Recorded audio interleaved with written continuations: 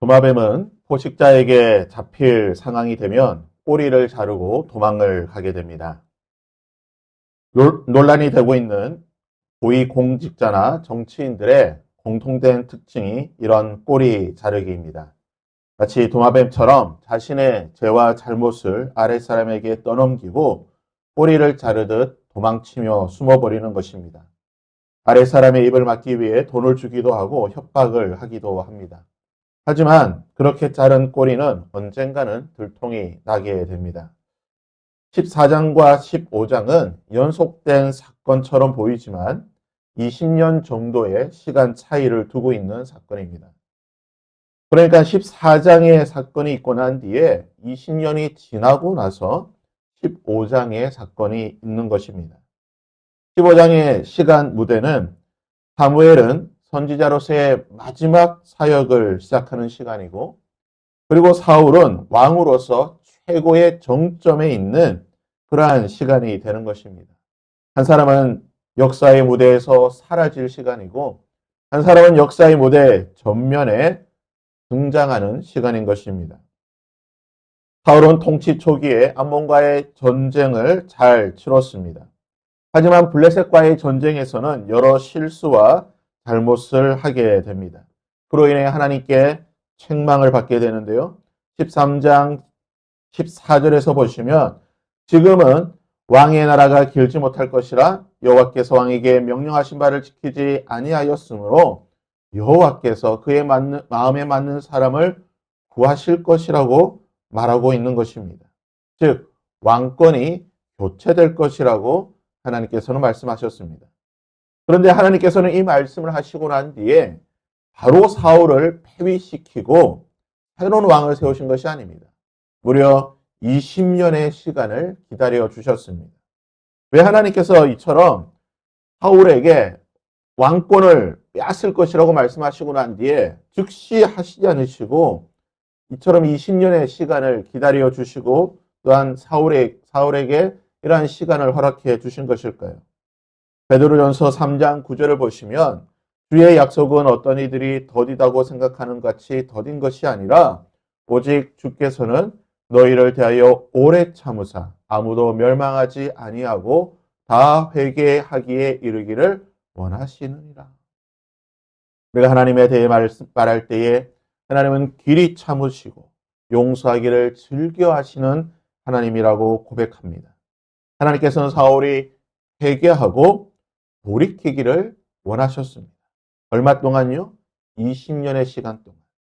하나님께서는 20년의 시간을 참고 또 참으시고 기다려 주셨습니다.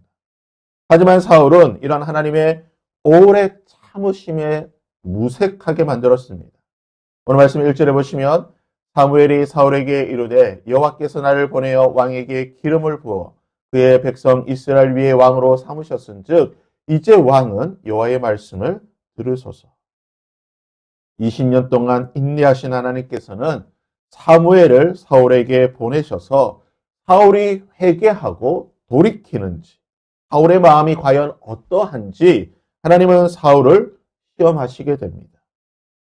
지금 가서 아말렉을 쳐서 그들의 모든 소유를 남기지 말고 진멸하되 남녀와 소아와 젖먹는 아이와 우양과 낙타와 나귀를 죽이라 하셨나이다. 하나님의 원수, 하나님의 대적인 원수 아말렉을 진멸하라고 말씀하셨습니다. 하나님의 말씀은 아주 단순합니다. 하나님의 명령은 너무나 간단합니다. 복잡하고 여러 가지 조건이 없습니다. 아말렉을 쳐서 그 모든 것을 죽이라는 것입니다. 이것이 하나님의 명령입니다. 사울은 하나님을 통해 하나님의 분명하고 정확한 단순한 명령을 받았습니다. 그러기에 사울이 할 일도 어려운 것이 아닙니다. 너무나 간단하고 너무나 단순한 일입니다. 사울은 아말렉과의 전쟁을 위해서 이스라엘군을 소집하게 됩니다. 4절 말씀에 사울이 백성을 소집하고 그들을 들라임에서 세어보니 보병이 20만 명이요 유다 사람이 10,000명이라. 20년 전 암몬과의 전쟁에서 유다는 3만, 이스라엘은 30만이 모였습니다. 33만 명의 군대가 소집이 되었고 20년이 지나고 나서는 3분의 1이 준 21만 명의 군대가 소집이 된 것입니다. 여러 가지 해석이 있겠지만 이스라엘의 인구가 줄어들었든지 또는 사울의 리더십이 약해졌든지 아무튼 20년 전보다는 조금 줄어든 군대가 소집이 되었습니다. 사울은 21만 명의 군사를 이끌고 아말렉과의 전쟁을 치르게 됩니다. 이 전쟁은 하나님께서 명령하신 전쟁이기 때문에 당연히 승리를 할 수밖에 없습니다. 피할 수 없는 전쟁입니다. 그리고 사울은 하나님의 말씀을 지키면 되는 것입니다. 하나님의 말씀대로 사울과 이스라엘은 승리하게 됩니다. 사울이 하윌라에서부터 애굽 앞 술에 이르기까지 광대한 지역에서 아말렉을 치고 아말렉 사람의 왕 아각을 사로잡고 칼날로 그의 모든 백성을 진멸하였다고 말합니다. 이 전쟁의 목적이 무엇입니까? 너무나 단순했죠. 아말렉의 진멸입니다. 수백 년 전 사울과 이스라엘의 조상이었던 광야 이스라엘 백성들에게 약속하신 하나님의 말씀, 출애굽기 17장 14절에 여호와께서 모세에게 이르시되 이것을 책에 기록하여 기념하게 하고 여호수아의 귀에 외어 들리라. 내가 아말렉을 없이하여 천하에서 기억하지 못하게 할 것이다. 수백 년 전에 하나님께서 말씀하셨습니다. 내가 아말렉을 진멸할 것이다. 그리고 이 명령이 수백 년이 흐르고 난 뒤에 사울을 통해 실현되기를 원하셨습니다. 아말렉을 없애는 것입니다. 진멸, 모든 것을 죽이면 되는 것입니다. 그런데 사울은요, 남녀노소 모든 사람은 죽였는데 단 한 사람 아말렉 왕 아각은 죽이지 않았습니다. 생포하게 된 것입니다. 왜 그를 생포했는지 이유는 알 수는 없지만 아말렉 왕 아각은 살려주었습니다. 그리고 또 무엇을 하게 됩니까? 사울과 백성이 아각과 그의 양과 소의 가장 좋은 것 또는 기름진 것과 어린 양과 모든 좋은 것을 남기고 진멸하기를 즐겨하지 아니하고 가치 없고 하찮은 것만 진멸하였습니다. 좋은 것, 보기에 좋은 것들은 모두 남겨두고 필요 없는 것, 가치 없는 것, 의미 없는 것, 그러한 모든 것들만 진멸했다는 것입니다. 하나님의 말씀은 모든 것을 진멸하는 것이었지만 사울은 취사 선택한 것입니다. 하나님의 말씀대로 하지 않은 것입니다. 사울은 하나님의 시험에 탈락하게 된 것입니다. 문제는 여기에서 그치지 않았습니다. 하나님께서는 사무엘을 보내셔서 사울의 죄를 지적하셨습니다. 그가 과연 어떤 반응을 보일지, 이 죄를 지적했을 때에 어떤 반응을 보일지 하나님께서는 기다려 주셨습니다. 3-3번이라고 하죠.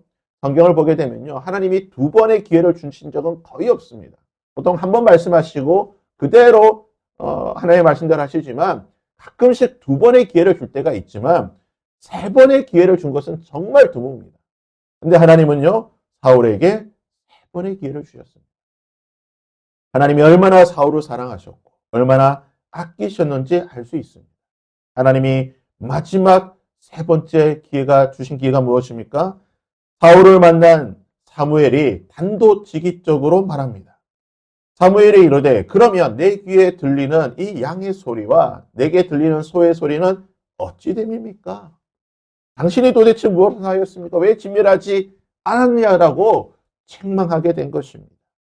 이때라도 사울이 잘못했다 고백하고 회개하고 하나님께 돌아왔다고 한다면 어쩌면 하나님은 사울을 용서해 주셨을지도 모릅니다. 하나님은 용서하기를 즐겨하시는 분이시기 때문에 하나님은 어쩌면 사울을 용서하셨을지도 모릅니다.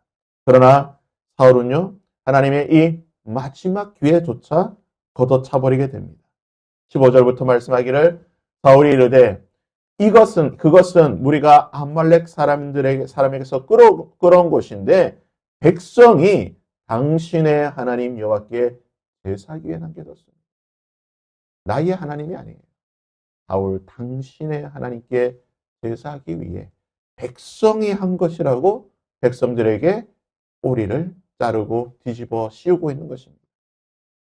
사울이 사무엘에게 이르되 나는 실로 여호와의 목소리를 청종하여 나는 목소리를 들었는데 하나님의 말씀을 들으려고 했는데 다만 백성이 했다는 것이에요. 나는 알려고 했는데 백성이 하려고 했다는 것입니다.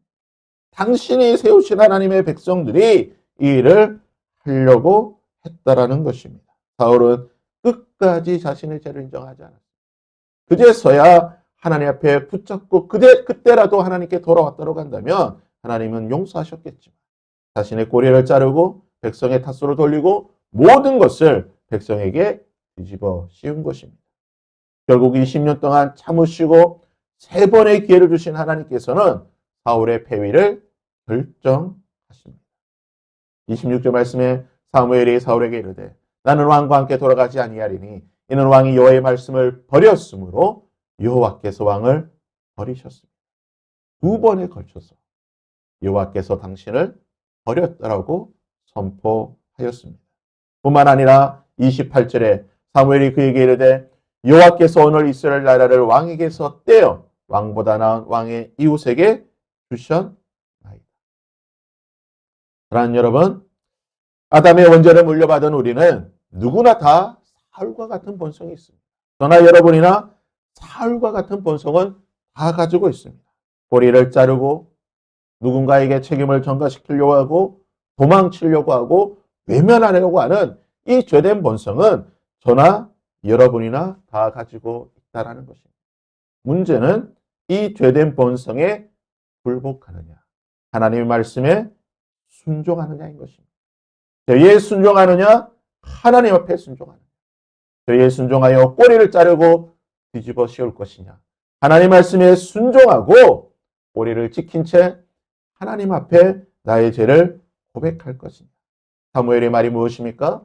사무엘이 이르되 여호와께서 번제와 다른 제사를 그의 목소리를 청종하시는 것을 좋아하신 같이 좋아하시겠나이까. 순종이 제사보다 낫고 듣는 것이 순양의 기름보다 나으니. 오늘 저와 여러분 모두가 하나님이 기뻐하시는 순종의 제사를 드릴 수 있기를 바랍니다.